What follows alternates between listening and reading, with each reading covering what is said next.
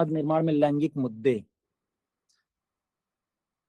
किशोरावस्था में ज्यों प्रवेश करते हैं तो बालक बालिकाओं के सामाजिक अनुभवों, दृष्टिकोणों और संबंधों में परिवर्तन आता है और यह परिवर्तन उनके सामाजिक विकास को प्रभावित करता है और यहीं से उनका जो होता है विकास अलग अलग होने लगता है। यहाँ तक तो ठीक रहता है, एक जैसा विकास होता है, एक जैसी भाषा सीखते हैं, एक जैसे विचार होते हैं, बट ज्यों किशोरावस्था में आते हैं तो उनके सामाजिक अनुभव, दृष्टिकोणों और संबंधों में, अगल बगल एक्सपोजर में अंतर आता है और यह अंतर उनके सामाजिक विकास को प्रभावित करता है।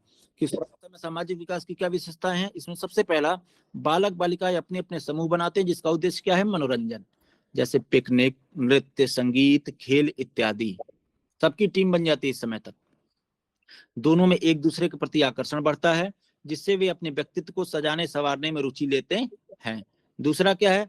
कुछ किशोर किसी समूह से अलग रहकर व्यक्तिगत संबंधों में गहराई लाते हैं। जो टीम बनती है उसमें भी कुछ ऐसे दोस्त होते हैं जो आपस में अधिक गहरे व्यक्तिगत संबंध बनते हैं। उसके बाद समूह की सदस्यता से क्या क्या बच्चे सीखते हैं? नेतृत्व, सहानुभूति, सहयोग और सद्भावना जैसे सामाजिक गुणों का उनमें विकास होता है। फिर माता पिता से स्वतंत्रता को लेकर मतभेद उत्पन्न होते हैं। किशोर अपने भविष्य के व्यवसाय को लेकर चिंतित रहते हैं जिससे उनके सामाजिक विकास पर प्रभाव पड़ता है। उसके बाद धन, प्रेम, विवाह, शिक्षा और पारिवारिक जीवन जैसी समस्याएं उनके सामाजिक विकास की दशा निर्धारित करती हैं।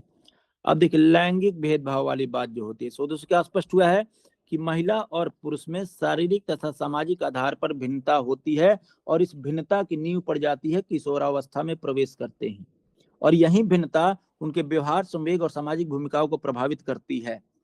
लिंग व्यवहार पर अनुसंधान के निष्कर्ष क्या निकले कि महिला और पुरुषों की सामान्य बुद्धि, जी फैक्टर होता है, उसमें समानता पाई जाती है, परंतु पुरुषों में तर्क, सामान्य ज्ञान और वस्तुओं में समानता खोजने की क्षमता अधिक होती है। महिला में क्या अधिक होता है? स्मरण शक्ति, भाषा व सौंदर्य बोध की क्षमता। छात्राओं का भाषाई विकास छात्रों की तुलना में प्रारंभिक अवस्था से क्या होता है? अधिक होता है, बट दोनों की शैक्षिक अभिक्षमता में इतना अंतर नहीं हो पाता कि इसी कार्य को असमान रूप से कर सके। अतः जो भी शैक्षिक कार्यक्रमों में अंतर होते हैं वो जन्मजात बौद्धिक स्तर के कारण नहीं होते वरन सामाजिक कारणों से होते हैं। व्यक्तित्व के विषय में लैंगिक भेद की अगर बात करें तो व्यक्तित्व की भिन्नता के कारण बौद्धिक आचरण, व्यवहार और उपलब्धियों में अंतर आता है। रुचि, आदत, पृष्ठभूमि, जीवन को उद्देश्य और बौद्धिक योग्यता में अंतर किसको प्रभावित करते हैं? व्यक्ति के आचरण को। कुछ व्यक्ति अंतर्मुखी, कुछ बहिर्मुखी, कुछ आक्रामक, कुछ विनम्र स्वभाव के हो जाते हैं। ऐसे अबौद्धिक लक्षण व्यक्ति के मानसिक विकास और योग्यता की दिशा को भी प्रभावित करते हैं। आयु के विषय में अगर लैंगिक भेद की बात करें तो आयु के साथ साथ बालक बालिकाओं में व्यक्तिगत, वर्गगत और समूहगत भेद दिखाई देते हैं। जैसे जैसे आयु बढ़ेगी व्यक्ति में जटिल समस्याओं के समाधान की क्षमता विकसित होगी।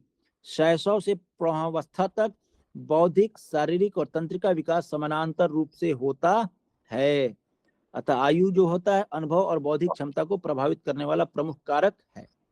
जाति के विषय पर अगर लैंगिक मुद्दों की बात करें तो क्या आता है कि विभिन्न जातियों पर किए गए शोधों से क्या पता चला कि तर्क, निर्णय कुशलता और अवधान जैसे क्षेत्रों में भेद पाए जाते हैं विभिन्न जातियों के बीच। जो मानवों के विभिन्न निरी जातीय समुदाय हैं उनके तर्क, निर्णय कुशलता और अवधान जैसे क्षेत्रों में भेद पाए जाते हैं। आदिम जातियों में संवेदी व चालक अभिलक्षण अधिक सूक्ष्म पाए गए हैं। अमिश्रित जातियों पर अध्ययन कठिन होता है क्योंकि सांस्कृतिक और सामाजिक प्रभावों का सम्मिश्रण होते हैं। साथ ही भौगोलिक वातावरण, जलवायु, रहन सहन और संस्कृति व्यक्ति के मानसिक विकास को गहराई से प्रभावित करते हैं। शिक्षा पर अगर लैंगिक मुद्दों की बात करें तो प्रायः समाज का एक जो आम धारणा है कि लड़कियों की शिक्षा को महत्व नहीं, उन्हें पारिवारिक घरेलू कार्यों तक सीमित। कुछ अध्यापक भी हैं जो लड़कियों के प्रति अनुचित टिप्पणियां करते हैं जो शिक्षण की नीति के विपरीत हैं। जैसे इसके इस समय सबसे ज्वलंत उदाहरण है खान सर। नमस्कार भाई, विलम्ब से जोड़ने के लिए सॉरी। कोई बात नहीं भैया, मैं इस नमस्कार। कार्यक्रम में एंगेज हो गए थे रात में, हम एक कोई बात ये नहीं, साथ कोई बात गिराए। देखा मैंने। हाँ। तो भाई जो अध्यापक भी लड़कियों के प्रति अनुचित टिप्पणियां करते हैं जो शिक्षण की नीति के विपरीत है, इसकी ज्वलंत उदाहरण है हमारे खान सर, खूब टिप्पणी करते हैं। साथ ही यह धारणा प्रचलित है कि लड़कियों की शिक्षा का उद्देश्य क्या है, उन्हें सुगृहिणी और आदर्श माता बनाना। आम धारणा है कि गृहिणी बनाओ, आदर्श माता बनाओ।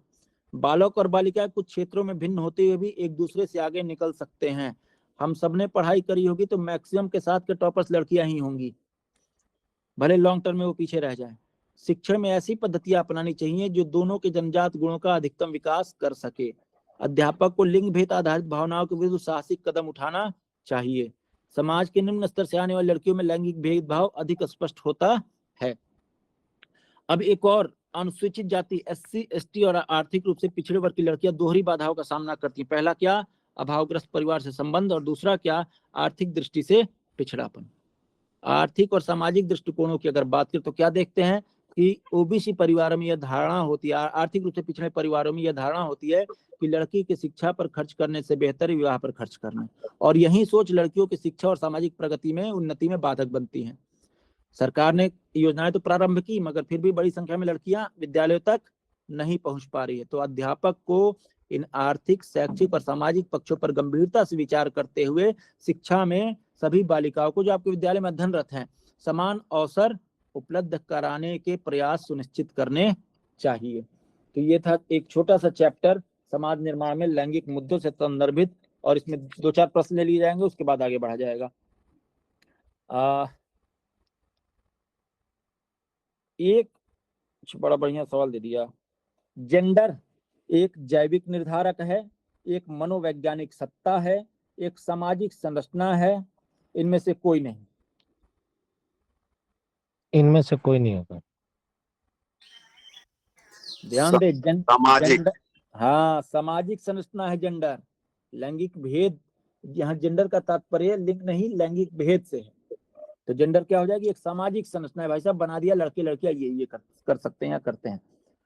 समाचार पत्रों में से कहानियों और कतरनों का चयन करना और प्रस्तुत करना, जो पुरुष एवं, ध्यान देंगे, समाचार पत्रों से कहानियों और कतरनों का चयन करना और प्रस्तुत करना जो पुरुष एवं महिलाओं दोनों को गैर परंपरागत भूमिकाओं में चित्रित करते हैं, निम्नलिखित में से किसके लिए एक प्रभावी रणनीति है?